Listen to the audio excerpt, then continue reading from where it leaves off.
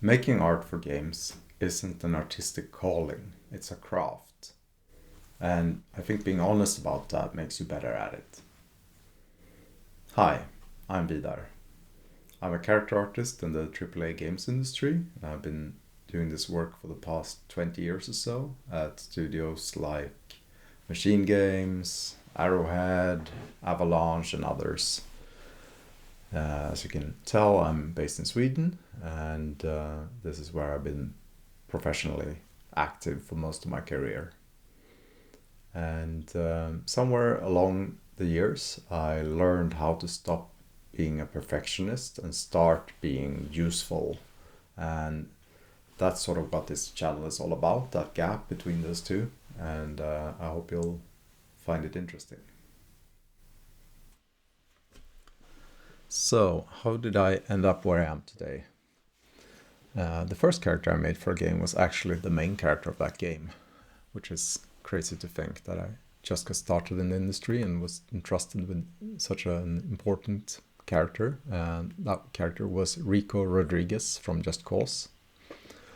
For those of you who aren't familiar with the series, it's an open world action game where you play as the agent Rico from the aptly named Agency, and your goal is to overthrow the government of a fictional Latin American country. The game was a launch title for the Xbox 360. It was originally planned to launch on PS2 and the original Xbox, but we ended up delaying the launch a little bit to hit the 360 as well, which let us polish up the game. The second project I did with Avalanche Studios was the sequel to Just Cause. In Just Cause 2, we went from pre-rendered cutscenes to fully in-game ones, which was a nice change, and allowed us to increase the fidelity of the characters quite a bit. On this project, I collaborated on the main character together with Jonas Törnqvist, who was the lead artist on the project, and someone I've been very fortunate to work with throughout my career at numerous times. The game was still about regime change, but this time in a fictional South Asian country, and it focused a bit more on the chaos aspect in terms of gameplay. After working at Avalanche for several years, I ended up going to the UK for about a year, working for Rebellion on a title called Shellshock 2 and some IP pitches and development. My next big title would be with the studio Starbreeze in Uppsala, which was a project for EA. I ended up joining Starbreeze after the game was pitched to me by Jens Mattis. When he told me that they were doing a remake of the original Syndicate, I was instantly intrigued. The original concept I was presented for Syndicate was very much a retro futuristic vibe, and I would say the product was, although it was never rebooted as such, it had several creative realignments throughout the development. So the final ship product was quite different from the initial concepts I saw. During development, a group of the original founders of Starbreeze left and formed their own company in Uppsala called MachineGames. They were struggling for a bit to find a publisher, and I didn't hear too much from them during their first year. But then towards the end of the Syndicate project, I was reached out to by Jens Mattis, who asked me to come by during a lunch to see him. And as I arrived, he simply asked if I would be interested in working on a new Wolfenstein game. I think I signed that contract right then and there in his little studio apartment. I think I hardly read the contract. I was just so excited about the possibility of working on a series that had been for me both inspirational and aspirational as to a career in making games. So that's how I ended up joining MachineGames back in 2011, working on the Wolfenstein reboot. As I was the first character artist in the studio, I had to figure out a lot of things about how id Tech 5 worked and how we were going to produce character art for it. I was later joined by another very talented artist from Starbreeze called Nicholas, who was the second character artist on the team. So together we handled pretty much all the in-game characters in Wolfenstein: The New Order. But we also had support from others like Jonas Törnqvist and Sven Julin, who joined us as freelancers on the project. After working on The New Order, we did The Old Blood, which was originally slated to be more of a DLC than a full standalone product. And it turned into more of a prequel to the New Order, and it ties in very nicely with the start of that game. After the Old Blood, we got to see what the character team at id was cooking up for the reboot of Doom, and we got to help out a bit and supply them with some additional character art. So once Doom 2016 was shipped, it meant that we got our hands on a brand new version of id Tech, which this time around was fully PBR based, which was quite a nice change of pace from the previous rendering in the id Tech 5 engine. So that's how we started Wolfenstein 2, which was a very cool project to work on. By this point, the studio had really proved themselves. I think we really felt that we had the full support of Bethesda and ZeniMax behind us. That meant we could do a lot more in terms of promotional material, and it was also very exciting to get to explore the American territories in the setting of the game. It was a super ambitious project, and we really took all the things we learned from making the previous 2 installments in the series and put that to work, imbuing our story with as many unique characters as possible, as well as upping the general quality of the experience. We also grew the character art team quite a bit and employed more external contractors as well. By this time around, we also had a bigger budget and more actors to work with, and the performance capture that we were able to do was a lot more involved as well. So, simply put, Wolfenstein 2 was bigger, badder and better than the first game. More is more was the prevailing philosophy, I feel, and that was certainly what was communicated to us from the creative director Jens on that project. So, after about a decade at MachineGames and some more Wolfenstein, during the height of COVID I decided to try something different. Having spent over 10 years on modeling Nazi uniforms and something I would ordinarily be very excited about, making the baddies for the Indiana Jones game, didn't appeal to me as much as it would have otherwise, I think.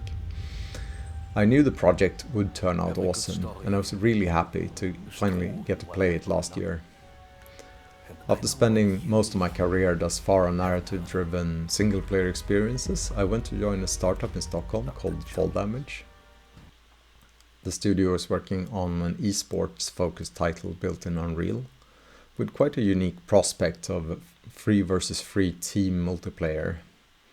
The model was sort of hit-scan shooter gameplay, and my role was to join as to lead the character team there, and I eventually ended up taking over the art direction of the characters as well. So this was a very, very different experience, since it was very gameplay first in terms of what was driving the day-to-day decisions and the direction of the game and where we spent our effort.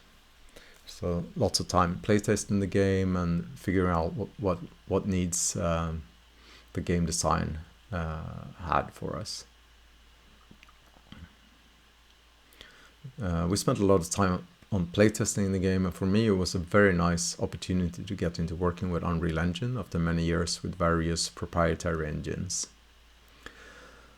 Unfortunately, however, a few years into development, Tencent decided to cut funding for the project, and we needed to find another partner. And we first found it in another Swedish company in the esports space. I was later asked by a former colleague from Fall Damage to join him at the studio Arrowhead, working on their sequel to Helldivers.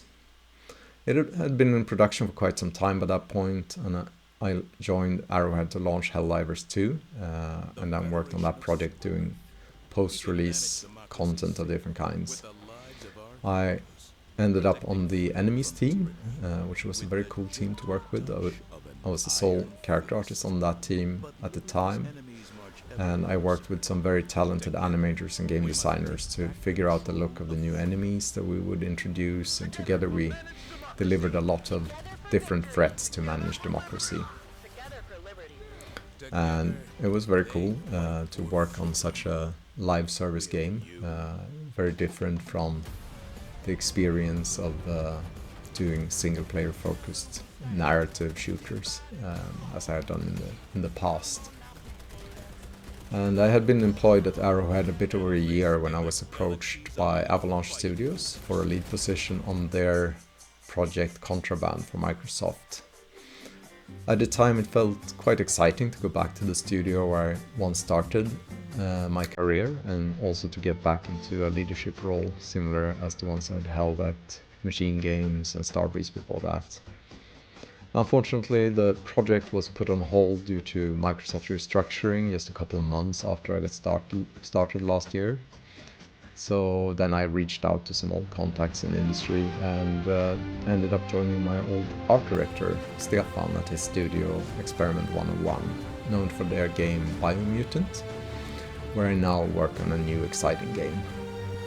So that's sort of the journey so far. 20 plus years, lots of studios and quite a few shipped games, and I'm still learning, I'm still staying curious.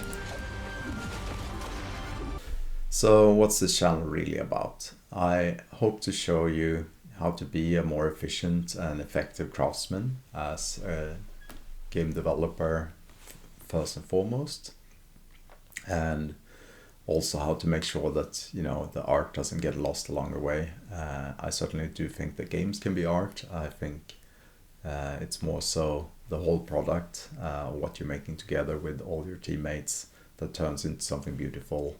That should be your focus, rather than, you know, making that very shiny portfolio piece that might be very useful to you personally, but it's not really gonna be what makes the game great. And I hope to also share some of my personal work on this channel as I work on it in, you know, evenings and weekends. I've not been sharing personal work for a long time. I used to be very active on forums and the like when I was starting out in the industry. And I do sort of miss that, you know, that feedback loop and that connection of, you know, putting your work out there. So this is also going to be a little bit of a way for me to hold myself accountable to share things. And that's about it, I think. I think I will try my very best to share the things that I wish someone would have told me when I was just starting out, or just useful day-to-day things that, you know, make your life as a character more enjoyable. So if this sounds like it would be interesting to you, I hope you'll, you know, subscribe to the channel, and in my next video I will be, you know, focusing a little bit more on one of my current personal projects, which is a likeness sculpt of Bruce Campbell in his role as Ash from The Evil Dead. This one is sort of me recreating a bit a very early portfolio piece I did that actually way back then, in this would have been 2005 or so, landed me my first job in the industry. So that should be very fun to sort of revisit that with modern tools and techniques, and setting that up within the MetaHuman pipeline in Unreal. So that's something I'm working on currently. So see you in the next video.